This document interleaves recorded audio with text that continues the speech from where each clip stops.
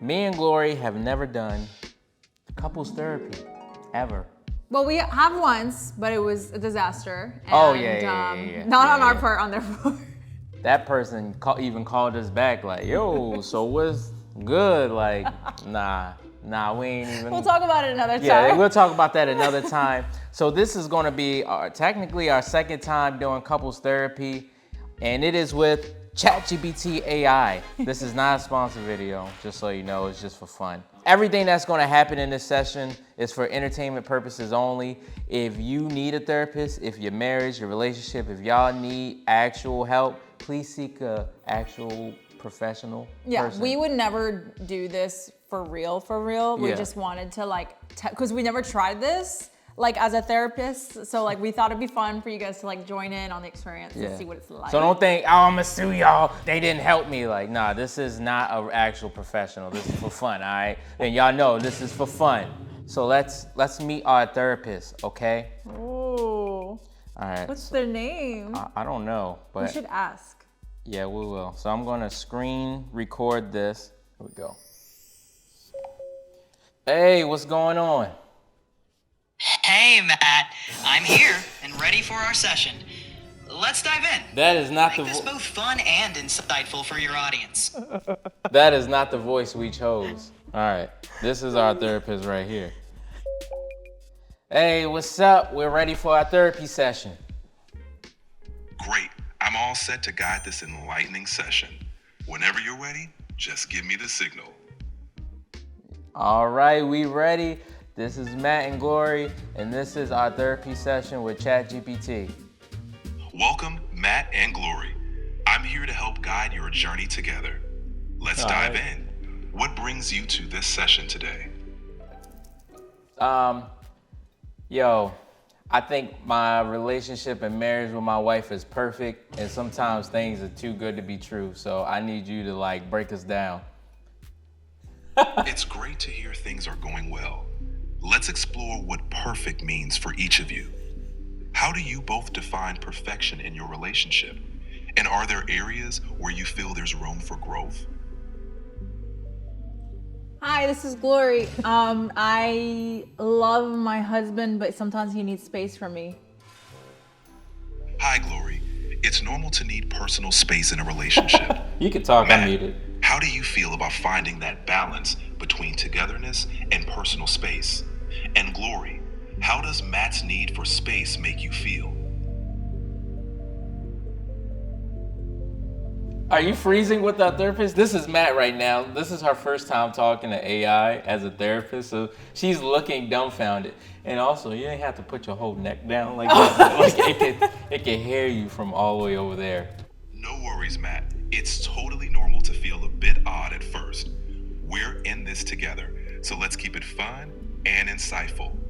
Glory, it's just like chatting with a friend who asks really good questions. Shall we continue? Okay, can you ask a really good question for our marriage? Absolutely. Let's explore this. How do you both navigate challenges together? And how do you ensure that each of you feels heard and valued during those times? Okay, so I would say when we talk, well, more so recently, we actually give each other time to talk and we try not to interrupt and then we answer. That's a great approach, Glory. Active listening is key. Matt, how has this change in communication affected your relationship? And are there other areas where you feel you could both grow even stronger? This feels so weird, just talking serious to my iPhone like this. We've been good with communication since the beginning. So I don't think that there's any need for change. Areas of growth, I honestly, I want to do a better job of, I don't know the right way of saying this, so maybe you can interpret it a better way for me, but being around people for longer periods of time. Like, for instance, I do really good recharging alone, so I don't like to talk all the time, but that doesn't mean that I'm mad, so I don't know. How do you interpret that? Got it, Matt. It sounds like you're saying you value your your alone time to recharge, and sometimes being around people for extended periods can be draining. It's not about being upset, it's more about needing that personal space to feel your best. Am I on the right track? Yeah, I think that's good. Great. Recognizing that need for personal space is important. Glory, how do you feel about finding this balance between togetherness and personal time within your relationship? I think we found a groove. I have 2 points that I want to make. My first one is we're really good at communicating and give each other space, but sometimes when we're talking about something serious, Matt has this little smirk on his face that is really hard to not see. And so sometimes when I talk to him, I don't give him eye contact, because if I do, he'll smile. And we could be talking about the most serious thing ever. So how does one fix this issue? Thanks for sharing that, Glory. Matt, that smirk could be a way of diffusing tension, but it sounds like it's affecting how you're perceived during serious conversations. Hey, yo. Can you share what goes through your mind in those moments? And Glory, how does this impact your communication? All right, well, this is Matt. I smirk and smile because when things get awkward and serious, I don't like the feeling of it. So I just start smiling. That's my way of acknowledging that things are serious. And yeah, I just don't like it. So I smile. Maybe I don't know. It's just awkward. I just smile at awkwardness, even though it's serious. It's awkward to me because I don't like confrontation. Thanks for explaining, Matt. It sounds like smiling is your way of coping with discomfort during serious moments. Glory, understanding this, how does it change the way you view those moments? And Matt, are there other ways you could express your feelings during serious discussions? So I know this about Matt because I've been married to him for 5 years now, but the only way to get around this is to not make eye contact. And I feel like that's not good to have communication with someone without looking at them.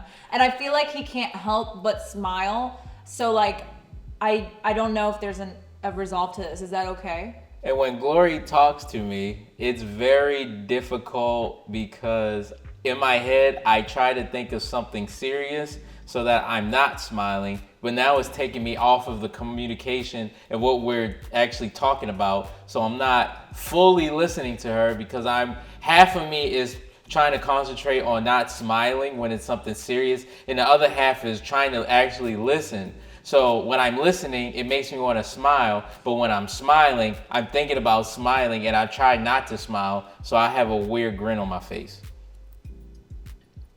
It sounds like a tricky cycle, Matt. Glory, your strategy of avoiding eye contact is understandable, but might not be ideal for deep communication.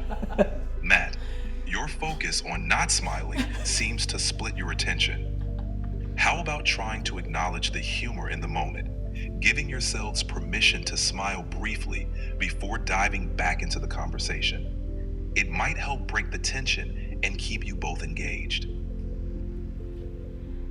You know, that's not a bad idea because it seems like Matt is gonna smile no matter what. So maybe in the future, I won't take it personally and I'll be like, you know what? I know he just needs to get the giggles out, so we'll let him laugh. But sometimes if it's like a really tense moment, I don't really want to smile. I think that's the only thing. But maybe I'll let him let it out and maybe it'll pass. We'll try that next time. Should we hold hands too? And by the way, this and wait, we don't even know your name, therapist. What is your name? I want to hear his answer. Well, you can call me Dr. Chat GPT. And I think giving Matt space to release that nervous energy with a quick laugh could be a good strategy. Holding hands could be a nice way to stay connected and supportive during those moments too.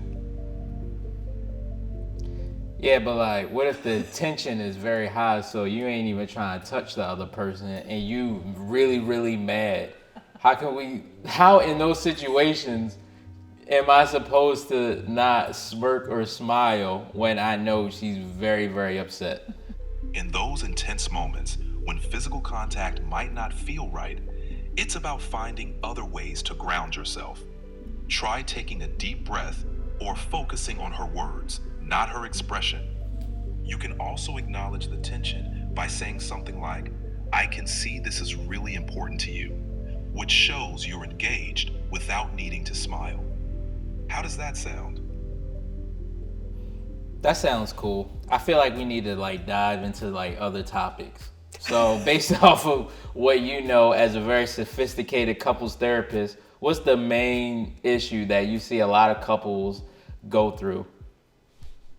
One common issue many couples face is communication breakdowns. This can manifest as not feeling heard, misunderstood, or not addressing issues directly. It's essential to keep the lines of communication open, honest, and compassionate. Have you two experienced challenges in this area, or do you feel like you've got it pretty well covered? I personally think we have communication covered pretty well. One of my questions is, how can we always keep things exciting when we have such different ways of wanting to have fun? For example, Matt really likes to do relaxed things, chill out, not make too many plans, whereas I like to go places and do things. Like we were talking about, what should we do for our 5-year anniversary that's local? And one of my ideas was, oh, maybe we should go indoor skydiving. And Matt was like, maybe we should get a massage. But No. neither of us liked the other person's ideas. Well, I told Glory that we should go out and buy raincoats. True story. That was true. It sounds like you both have different ideas of fun, but that's a great opportunity to explore new things together. Why not create a mix of activities for your anniversary? You could start with something more relaxing, like a massage, and then amp up the excitement with indoor skydiving. This way, you both get to experience a bit of what you enjoy. How does that sound for a compromise? This is Matt, and I think that sounds horrible. Like, why would I go indoor skydiving right after I get nice and relaxed? Like, I'm nice and relaxed. The last thing I want to do is add stress to my body. Fair point, Matt. Mixing such contrasting activities might not be the best fit. How about finding a middle ground? Maybe a plan where you both try something new, but not too extreme. A cooking class, a scenic hike, or even a weekend getaway to a cozy bed and breakfast could be fun for both of you. What do you think about trying something like that? All right, I think you cooking now. Glory, what do you? I think that's all great, but it just sounds a little boring still. Like, I really want fun, adventure. Like, one of my ideas was to go book a flight to the closest place ever and then just come back. What do you think about that? That does sound spontaneous and adventurous, Glory. If you both want to inject a bit of excitement, how about a surprise day trip? You could decide on a destination together, but keep the details a secret. It combines the thrill of the unknown with a shared experience, which could be exciting for both of you. How does that sound as a compromise? I'm definitely open to doing that in the future. That's a great attitude, Matt. Trying new things together can lead to memorable experiences. Glory, it seems like Matt's open to mixing it up. Maybe you two can take turns planning surprise outings so you both get a taste of each other's idea of fun. Let's liven it up a bit. If you two were to start a new business together that combines both of your passions, what kind of business would it be, and what would you name it? Imagine the quirky things you could come up with. A business? So other than slice and rice, Yeah, if we weren't. because we've if done we that for weren't- so long. Yeah, I know. If we weren't slicing rice, what would I have fun doing? I love designing things. Wow. Yes. I love designing. Actually, I would things. love to do like one of those, like we went somewhere where it's kind of like rooms of like different things that kids could act like they're at a vet, a dentist or whatever. I think we could do something like that. What, for adults? For adults? Ooh. You don't want like a role play center for adults? That sounds That sounds very weird. raunchy. Like, Well- everybody want to go to this role play. The kids might like What would be the it. point of the role play? I feel like at that point it would just be for videos. Yeah, nah, you're right. It would have to be for kids. I know one of the things that we want to do later down the road is open up a cafe. That's something we've been actually brainstorming that one for a good since COVID started. Yeah, I feel like cafes is kind of our thing. Like we love finding new cafes, but it would have to be so interesting. Like the design element, the experience that you get would have to be unlike anything else. Like people would go there just for the experience, and the coffee, but just mostly for the experience. So we spent a lot of time in cafes. So if it wasn't cafes, not interior designing. Probably not that. I am big on, I don't know. This is a hard one. That is kind of a hard one. I don't know. Oh, we have an answer. I think we would make an escape room together. Oh, yeah. Yeah. Yep. And I would hire live. He came to life. I would hire live actors Yes. to be in the rooms. So, and they would have like the clues and stuff too. Like they would be very. Oh yeah, they get paid by the hour. But I would put them behind like bulletproof glasses. So it'd be like a banker or something. He'd be behind a bulletproof glass because I want them protected at all times. Dude, that would literally elevate the experience. Yeah. And Like then during Halloween, it'd be a horror scene. So like if they're in the bank, then like somebody comes through the door and like gets them or eats them. Eat some? Yeah, it'd be like crazy. But we would also do not scary ones. Like we would do like Christmas and like we would literally hire someone to be Santa Claus and like he's trapped in the chimney and you have to like get him out in time, otherwise the fire will turn on. Yeah. It would be like different. Dude, we shouldn't even say this out loud because I want to do this. You heard it here first. We're doing it. Yeah, we will do it, but no time soon. Like this is my priority. All of you are our priority right now. Who would want to? Okay, let's. We muted. Let's tell him. We have to mute it so that okay. Okay, so we have an answer. Glory's gonna give you the answer. Okay, so something that we're both really into is escape room, like doing those games and stuff in person. So we thought, how cool would it be if we made our own? But we would want to elevate the person's experience by actually hiring actors and making the experience come to life. And we both really like, designing fun things like that. So it would just be a whole experience. It would be way different than your average escape room. That sounds amazing. An escape room experience with actors and immersive design elements would take it to the next level. What would you call this epic adventure business? Any fun name ideas in mind? It would be called One for the Brooks. No, I think it would be called Trapped. Help me. No. So every scenario wouldn't be them actor trapped and you gotta save them. Trapped is a good one. Trapped is a solid choice. What would you name it? How about Escape Quest? It gives a sense of adventure. I'm sorry, but I've seen that in person. So maybe it'll be called Help Me Escape. Because it's like escape room. No, but I want it to have an element of me and you in it. Trapped in the Brooks. So it'll be called I Got the Keys. I got the keys. I Got the Keys is a fun and catchy name. It gives off a cool vibe and hints at the challenge of unlocking the mysteries within your escape rooms. Sounds like a place people would be excited to check out.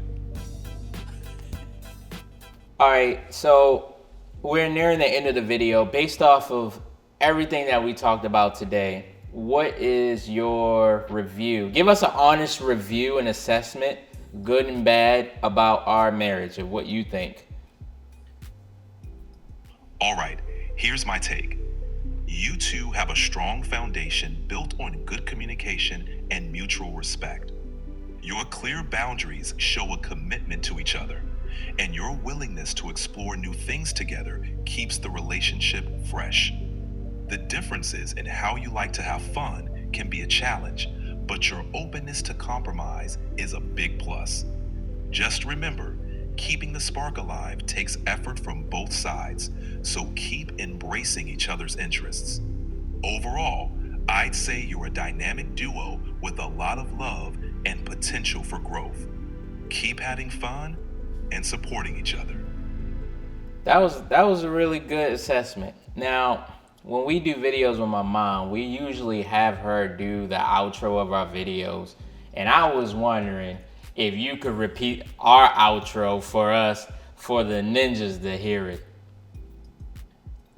I'd be happy to. Just let me know what your usual outro is, and I'll give it a go. All right, so the usual outro is, I got the slice. I got the rice. Ha ha ha ha ha. Got it. Here we go. I got the slice. And I got the rice. Ha ha ha ha. Can you add a little bit more personality to the laugh? That was so bad. Let's add some flair to it. I got the slice. And I got the rice. Ha ha ha ha. Maybe a little less evil. Got it. A friendlier vibe this time. I got the slice. And I got the rice. Ha ha ha ha! How's that? Ew! You know, for you to be AI, I'm pretty impressed. No, can you make it sound like this? Ha ha ha ha ha. Let's give it a shot. I got the slice. And I got the rice. Ha ha ha ha! Why are you so aggressive? That's all right. You're a computer. I appreciate the understanding. It's been a blast doing this with you both. If you ever need more fun outros or anything else, just let me know. Is there anything that you want to say to our viewers? By the way, our YouTube channel is Slice and Rice. To all the Slice and Rice viewers out there, it's been a blast joining Matt and Glory for this special session. Remember to keep supporting them on their fun and quirky journey, and stay tuned for more exciting content. You never know what they'll come up with next. Keep being awesome. There you have it. That's the end of the video. That was cool. That was great. If you yeah. I felt like I was talking to a real person. I really did. After a while, it does trick your brain. I don't know about that laugh though. That was a little creepy. We did in the beginning had to like prompt it up a little bit before we talk to you guys. But if you guys want to see more videos like this, please let us know in the comments what we should say to Dr. Chat GPT in future videos. We'll make this a series if y'all really bang with it and everything. And the crazy thing about it is that they will keep learning with us. The more we talk with it and make videos with it, the more that they will get to learn not only you, but also us. So. Yeah, so their memory updates. So like they'll remember, right, what we said today in a future session. So yeah, let us know if you want us to keep doing it. I want to. Actually, we are going to do it again. Ain't no maybe. Wait, let's say our outro the way that Chat GPT did. Okay. I got the slice. I got the rice. Ha ha ha ha!